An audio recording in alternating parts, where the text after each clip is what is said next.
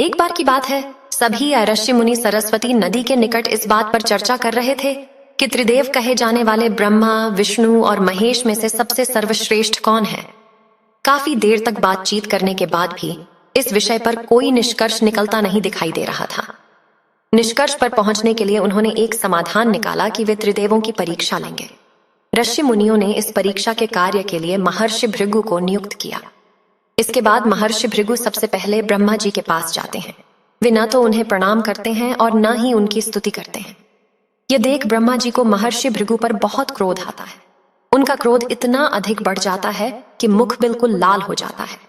आग जैसा ब्रह्मा जी का क्रोध अंगारों में बदल गया। कुछ क्षणों बाद उन्होंने अपना गुस्सा ठंडा करने का प्रयास किया, यह सोचकर कि आखिर भृगु हैं तो उनके पुत्र ही। इस प्रकार उनकी विवेक बुद्धि ने क्रोध को दबा लिया। ब्रह्मा जी से भेंट करने के बाद महर्षि भृगु भगवान शिव से मिलने कैलाश पहुंचे। भगवान शिव ने जैसे ही महर्षि भृगु को आते देखा, वे प्रसन्न हो उठे और अपने आसन पर जाकर बैठ गए।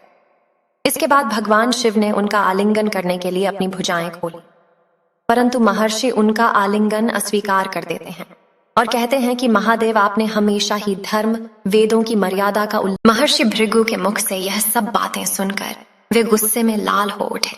उनका क्रोध इतना अधिक बढ़ गया कि वे त्रिशूल उठाकर भृगु पर प्रहार करने लगे, परंतु बीच में देवी सती आ गई। फिर उन्होंने अनुनय विनय करके किसी तरह महादेव का क्रोध शांत किया। इस घटना के बाद महर्षि भृगु ने बैकुंठ धाम की ओर प्रस्थान किया। उस समय भगवान विष्णु विश्राम कर रहे थे। महर्षि भृगु ने जाते ही भगवान विष्णु के वक्ष स्थल पर लात मारी। भगवान विष्णु तुरंत उठ खड़े हुए और कहा कि हे भगवान, आपके पैर पर चोट तो नहीं लगी? मुझे आपके आने का ज्ञान नहीं था। यहाँ आसन पर विश्राम कीजिए।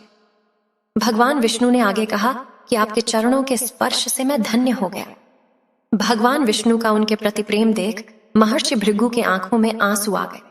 अंत में वे सभी ऋषि मुनियों के पास पहुंचे और सारी कहानी विस्तार से कह सुनाई।